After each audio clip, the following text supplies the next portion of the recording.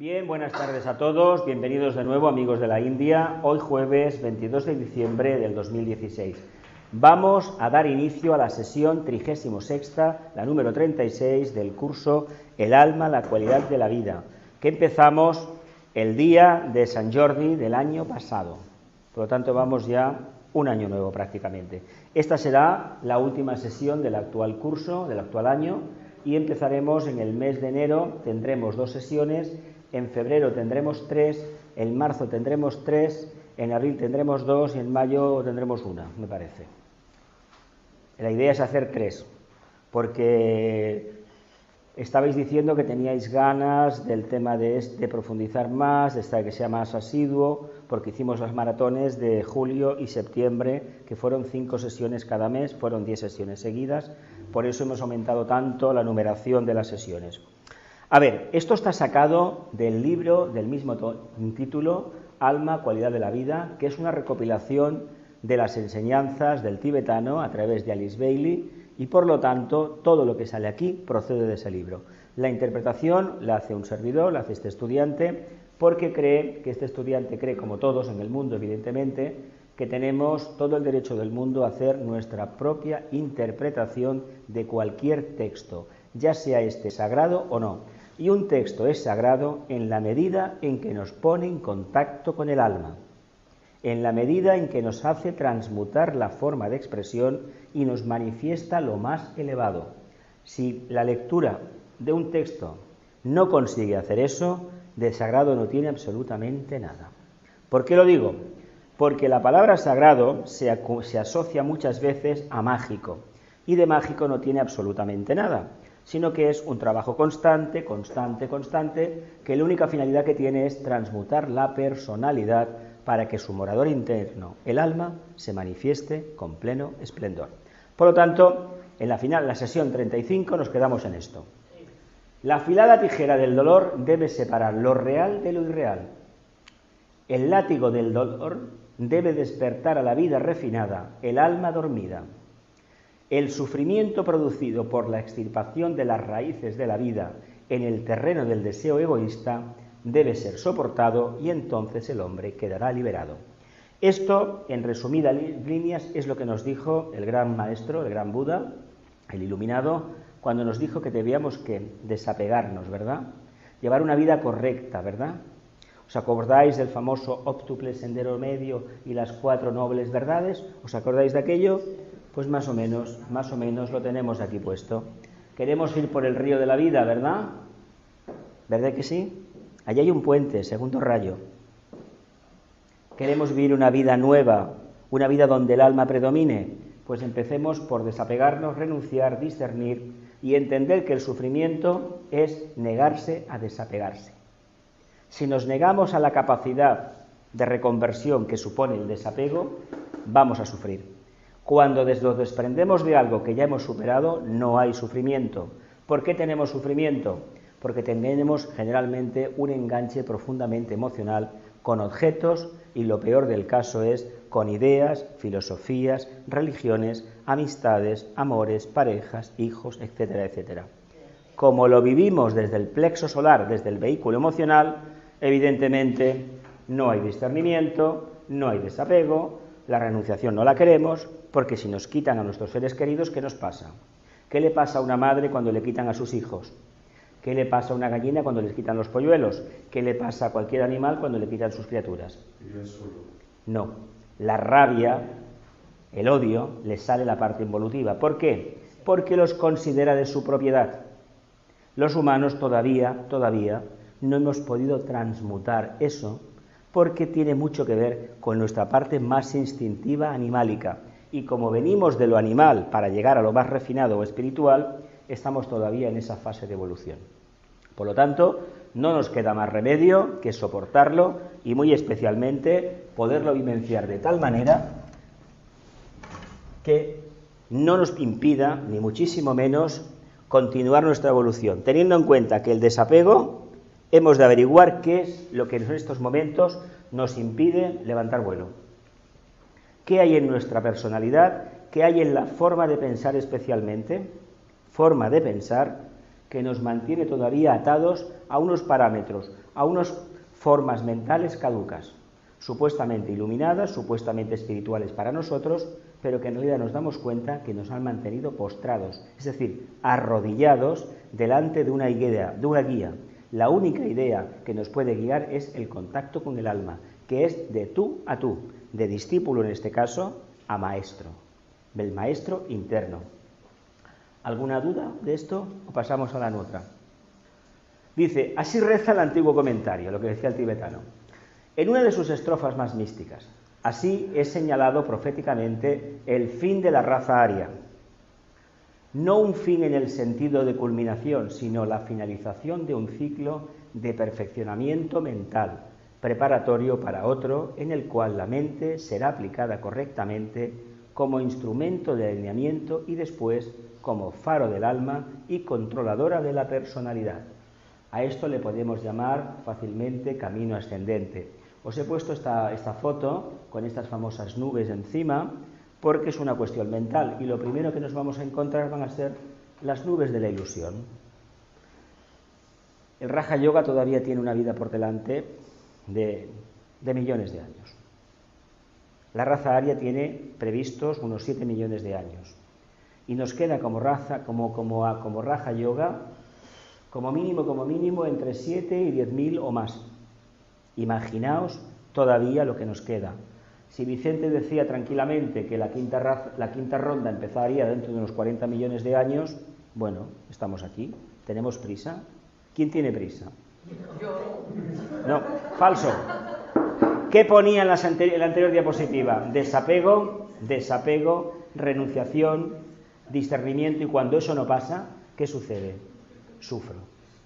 Lo que la vida no te lo enseña por vía discernimiento, vía discriminación, ¿cómo te lo enseña la vida? A tortazos, a golpes. Esa es la vía del sufrimiento. ¿Qué nos pasa en todo el mundo a los humanos? Que no queremos entender y nos comportamos como animales. ¿No habéis visto el ejemplo del burro que se planta y no se quiere mover? Y se queda allí y no se mueve.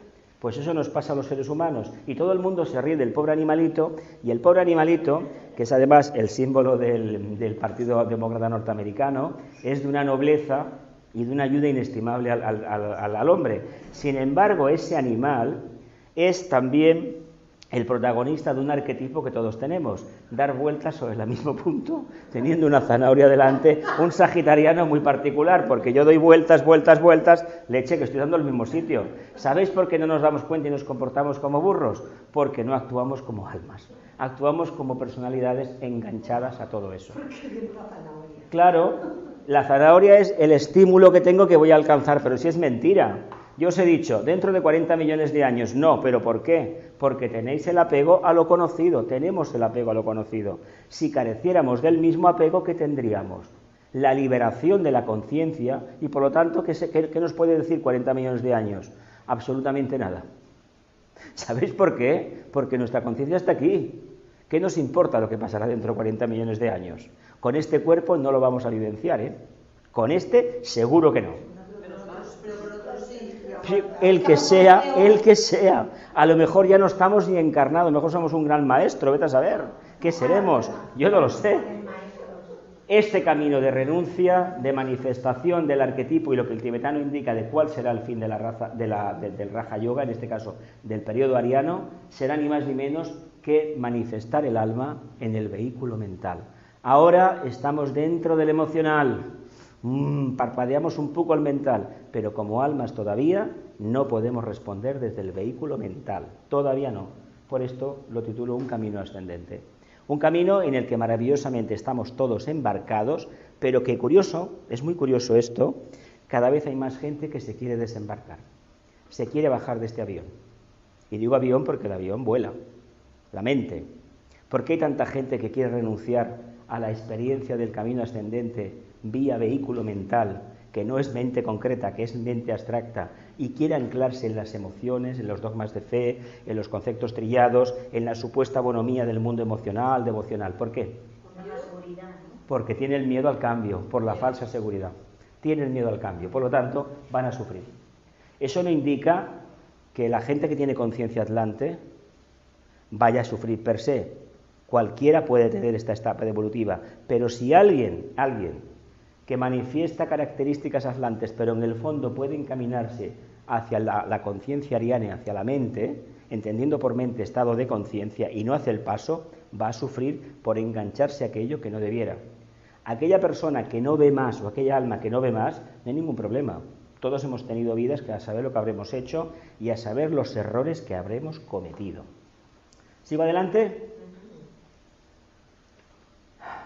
En el lento proceso de la evolución, el siguiente paso de las masas consiste en lograr el alineamiento del alma y la forma. Esto nos recuerda algo, ¿no? Nos recuerda algo, el maestro, las cabras. Para establecer una fusión en la conciencia. Alineamiento entre el alma y la forma, después de una apreciación mental del principio crístico. Vamos a ver, esto tiene miga, ¿eh?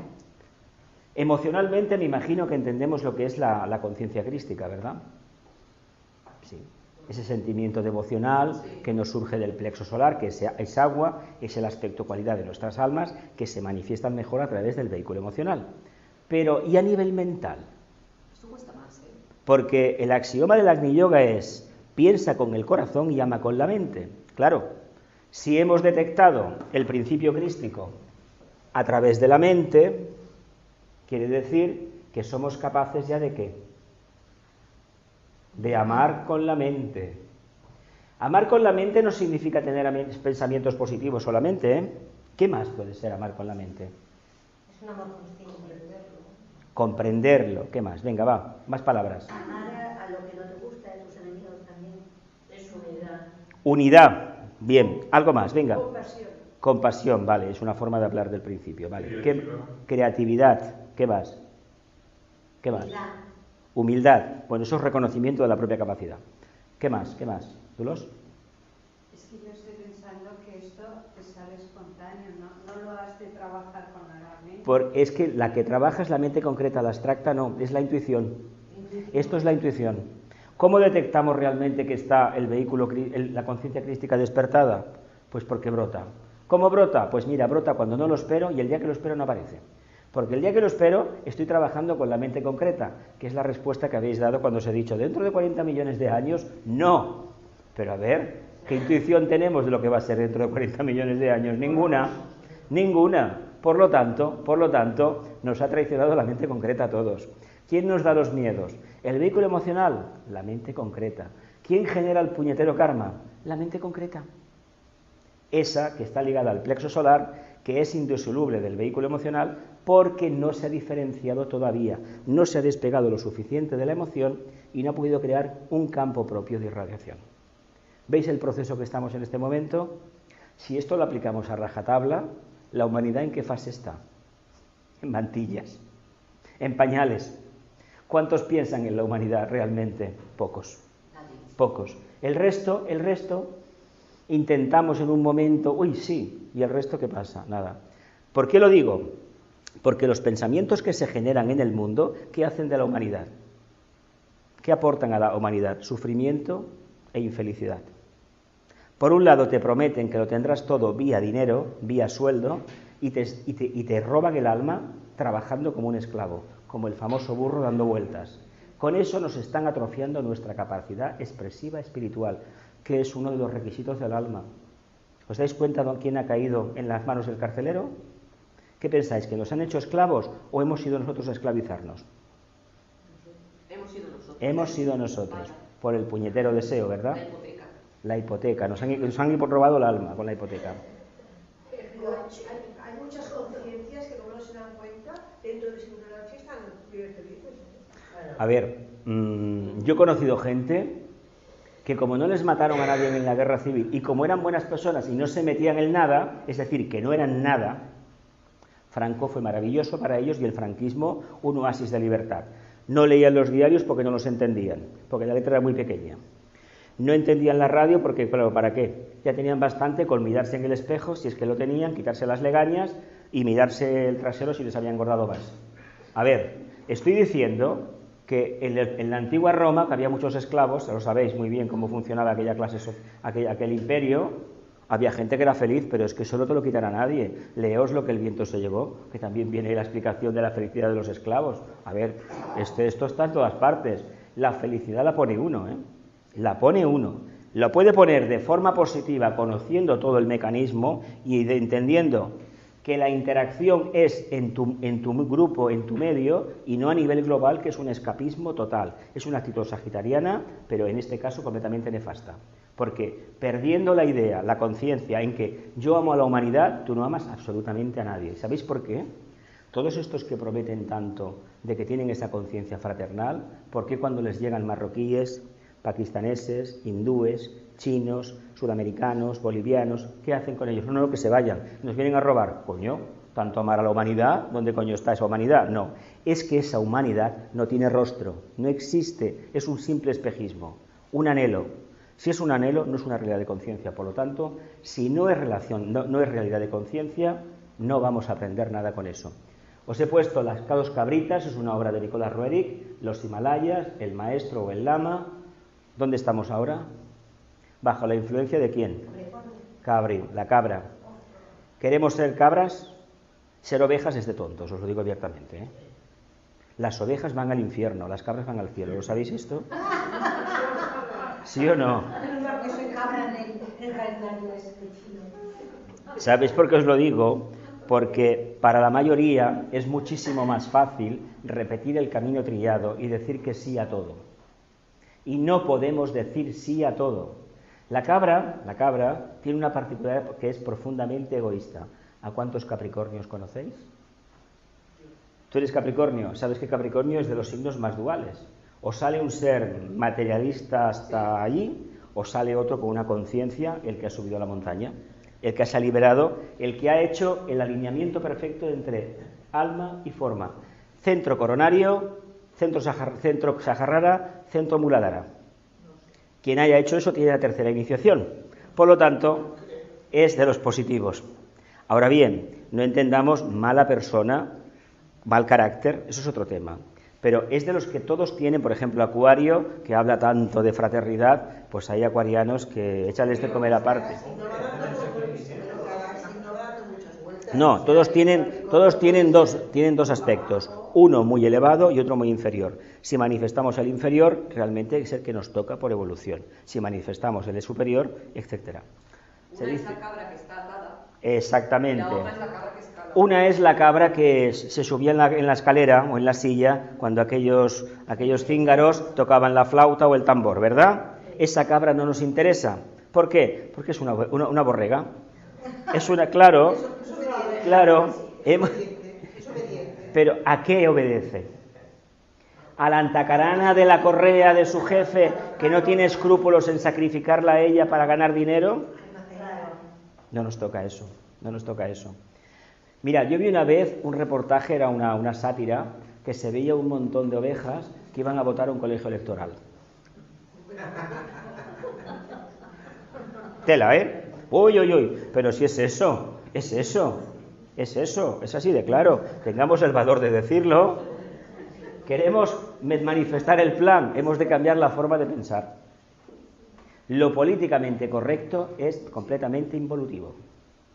Ahora ya no se puede en este país, poco a poco no nos dejarán hablar, porque el gobierno actual, si sigue quieren acabar con toda crítica, porque supuestamente interfiere en el buen hacer que tiene que hacer y en el propósito de servir al pueblo. Yo francamente me extraña, pero tampoco me extraña que la población, que como personalidad responde al séptimo rayo, a Capricornio, resulta que responde con la parte peor, la cabra, como bien ha dicho Feli, atada. Por eso el sagitariano español se frustra siempre, porque a la hora de proyectarse a través de la forma, la personalidad, como es una cabra sumisa, cogida por el cuello, y el español medio está cogido por el cuello a lo que sea, en el pasado eran las creencias, luego las conveniencias de la vida diaria. Se puede atar también a las ideas políticas, a los escapismos, a la hipoteca. ¿Qué diferencia hay entre un español de izquierdas y otro de derechas? Ninguna, ¿verdad? Tan fanáticos, tan idiotas y tan rectos salen unos como otros. Y tan intolerantes. ¿Veréis que sí? ¿Continuamos? Lo evidencia, dice el tibetano, el interés universal por la buena voluntad, que conduce oportunamente a la paz. Este deseo de paz podrá estar basado en el egoísmo individual o nacional, o bien en el verdadero deseo por un mundo más feliz, donde el hombre pueda llevar una vida espiritual más plena y basar sus esfuerzos en valores más reales. Ojo, ojo con querer la paz para todo el mundo, ¿eh? Si la paz significa ausencia de problemas, somos profundamente egoístas. Si la paz significa buscar justicia, primero, adelante con el cumplimiento de la ley del karma. Pero la ley del karma no la podemos torear, ni se nos ocurra. Por lo tanto, busquemos la justicia primero, que es el cumplimiento estricto del arquetipo de Capricornio. Volvemos a estar en las Himalayas, aquí hay un templete, aquí está otra vez el lama, los Himalayas arriba de todo, aquí se ven las altas cumbres, donde está lo más refinado. También es verdad que en las altas cumbres no podríamos aguantar mucho sin oxígeno, porque hay muy poco. Fijaos qué contradicción. Pero claro, la vida que allí anima, espiritualmente hablando, no tiene forma. Por lo tanto, ¿para qué necesita el oxígeno? Para nada, ¿verdad? Volvemos a esto porque lo que nos interesa es la justicia, que es el cumplimiento de la ley del karma. A nivel individual, ¿qué comprensión tenemos de la ley del karma? ¿Es ese castigo que nos ha salido de vez en cuando? Me rompo algo, es el karma. Me roban, es el karma. Me toca la lotería, no, es mi buen karma. ¿Verdad? ¿Cuántas veces nos repetimos esto en la vida diaria? Cada vez menos. ¿Cada vez menos? Más bien intentamos interpretar lo que nos pasa. Eso está mejor. Eso está mejor. Hacernos ¿Para qué, preguntas. no? Más que el por qué. Lo digo porque si no vivimos el proceso en armonía, no superamos el conflicto, la paz no puede venir. La paz es el regalo de meterte en el atolladero hasta las cejas, como se decía antes, se puso hasta las cejas de lo que ya sabéis, pero sin embargo salió y solucionó el problema y salió. ¿Qué tiene que hacer una persona cuando una fosa séptica está? Pues meterse a veces, con una escafandra como sea, tirar de lo que tenga que tirar y solucionar el problema. ¿Verdad que hay que meterse, hay que mezclarse? Una cosa es meterse en el fango y otra cosa es identificarse con el fango, es muy diferente. Hay muchos en despachos de altas instancias económicas, políticas, que no tocan la materia oscura, sin embargo viven dentro del fango. Viven dentro. Estos que hablabais de las hipotecas. Por lo tanto, ¿queremos conquistar la paz? ¿Sabemos superar un conflicto? ¿O lo guardamos para la próxima vida? Si lo guardamos para la próxima vida, tendremos corregido y aumentado, ¿eh? ¿Qué entendemos por armonía? ¿Ver un jardín maravilloso, las altas cumbres que retrató Roerich? ¿O qué? ¿Qué es la armonía? Equilibrio, algo más que equilibrio. Equilibrio es libra. Es algo más que eso. Aceptar, algo más todavía, venga. Vivirlo con amor, añadirle amor, es muy importante esto. Integrarlo, bien. Hemos de decir una cosa. La energía que posibilita que el arquetipo universal de luz, amor y voluntad al bien se cumpla es la energía del cuarto rayo. La armonía dentro del conflicto de la manifestación kármica. Porque los otros rayos, el quinto y el sexto, son añadidura. Y el séptimo es el cumplimiento del arquetipo. ¿Me explico? El quinto es para los mentales y el sexto ¿para qué? Para los emocionales. La mente concreta y la mente abstracta. Y luego ¿qué viene? El martillo. No olvidemos que Capricornio es el martillo de Dios. Y no se puede escribir todavía el símbolo correctamente porque se ve que da poder. Lo sabéis eso, ¿no? Ponemos como una V con un rabito rarísimo o simplemente la cabra. Pero tiene cantidad de símbolos, ¿eh? Es el martillo de Dios. El dios Tot, no, dios Tot no. Thor, martillo. ¿Cómo se dice en inglés martillo? Hammer.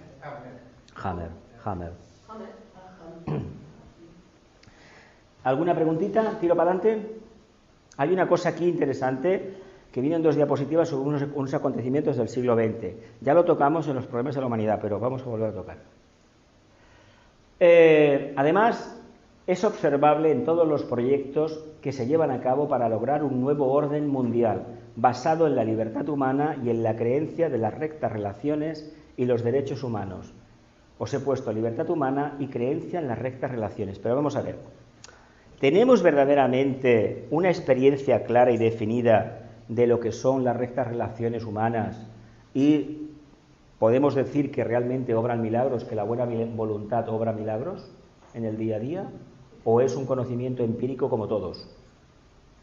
No sé, pero yo leo esto y veo cómo está el mundo ahora, las muertes que hay, los atentados que hay, y parece como que no tuviera nada que ver una cosa con la otra. Pues lo que vas a ver después,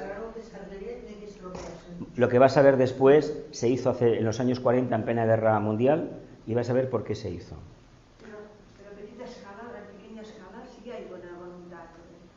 Hombre, evidentemente, si no, no estaríamos aquí, evidentemente, si no, no podríamos salir a la calle. Pero yo lo que os quiero preguntar es, ¿hasta qué punto está basado el concepto, la opinión que tenemos de las rectas relaciones, está basada en nuestra experiencia, que es lo que nos va a interesar? Porque en el fondo, podemos creer lo que nos venga en gana, y es preferible no creer en nada, es no creer en nada y, sin embargo, vivir ¿cómo? Consciente. Con libertad. Libres. No con libertad, no, libres. Vamos a ver, esto no es un cuento de hadas ni un concepto metafísico. A mí, como a vosotros, nadie me puede decir que soy libre, porque esa capacidad la decido yo. Si yo me ato a ideologías caducas, me apego a cosas absurdas, me lío con una mujer, o vosotras con un hombre, y acabo teniendo lo que tengo, y me acabo amargando la vida, ¿dónde está ese problema de la libertad humana? ¿Quién te ha obligado a hacerlo? ¿Ha sido mi apego o ha sido de alma a alma el flechazo? Apego, por lo tanto, aquel que está apegado no es libre. Por lo tanto, lo que vamos a ver después va a ser el tema de las 4 libertades y la Carta del Atlántico, de 2 grandes discípulos de la humanidad. De la Segunda Guerra Mundial, Sir Winston Churchill y Franklin Delano Roosevelt. ¿Os extraña que fueran discípulos? No, ¿verdad? ¿Y De Gaulle fue discípulo también? No sé, no lo he conocido mucho. Hombre, el primer rayo se le notaba. El kepi, vamos. Tú ves la imagen del nuestro y ves la imagen del otro y hay diferencia, ¿eh? Tenía una personalidad brutal. ¿Pero esto qué era, un mago negro? ¿Quién? ¿Quién? Tampoco. A ver, ¿tú qué crees? A ver. No es Sagitario. Era Libra, pero... Libra, es igual. Se murió el 20 de noviembre. Ya sabemos por dónde va. Bueno, aquí tenemos, mira, ¿lo veis claro esto? A ver, una cosa que hay que aclarar. ¿Qué entendemos por derechos? ¿Creéis de verdad que un gobierno nos puede conceder derechos? Los tiene la persona ya por su persona, ¿no? Por alma, ¿no? ¿Quién nos dan todos los derechos? Los señores del karma. Lo digo porque en el esoterismo los discípulos no tienen derechos, solamente tienen obligaciones. ¿Sabéis lo que ha pasado desde que la Revolución Francesa, que se establecieron los derechos del hombre? Los primeros, la primera declaración, 29 artículos, y luego vino la de Naciones Unidas, etcétera, etcétera, que nos creemos todos con derecho, pero en el fondo hemos de anteponer el trabajo. Es una actitud muy sagitariana. Yo tengo derecho a esto, tengo derecho a una pensión. ¿Has cotizado alguna vez? No. Pues si no has cotizado, francamente, es bien difícil de llevar. Es que se lo dan a todo el mundo. Así nos va en España. Así nos van cuando cierto político socialista metió a todo el mundo en la seguridad social a los que no habían pagado nunca. Y ahí está el déficit. De esos millones, por aquella famosa huelga general, ahí empezó el problema. Y todos los que han cotizado toda su vida se encontrarán que no pueden tirar para adelante. Y luego nos hemos tragado la historia de que a los grandes ricos no se les puede hacer pagar más porque se van. Esto en ningún país del mundo ha calado tan pronto como aquí. ¿Por qué ha calado aquí? Por la creencia que tenemos de unos derechos que no se sabe si son divinos, son humanos o de dónde son. Pero ¿y los deberes? ¿Dónde están los deberes? ¿Dónde están las obligaciones de la gente? Un discípulo solamente tiene obligaciones, deberes, ayuda, es decir, manteniéndose él verticalmente, como debe de estar, alineado con el alma, está irradiando la energía suficiente para que se solucionen esas cuestiones. ¿Lo vemos? Sí, ¿no? Conciencia en las rectas relaciones. Vuelvo a insistir, os lo he puesto sobre fondo lila, séptimo rayo. Tiene que estar basado en experiencia personal, si no, no vale. Es como la libertad. Eso de que yo soy libre o no soy libre, yo cuando veo gente que dice que es libre y luego se comporta esclavo de una marca de cola, una marca de hamburguesas y no sé qué, y unas zapatillas de marca, la libertad ahí no existe. ¿Qué queréis que os diga? No existe. Se manifiesta también en el trabajo de los grandes movimientos humanistas, en las organizaciones de beneficencia y en la amplia evocación de la mente humana mediante la red de instituciones educativas en todo el mundo.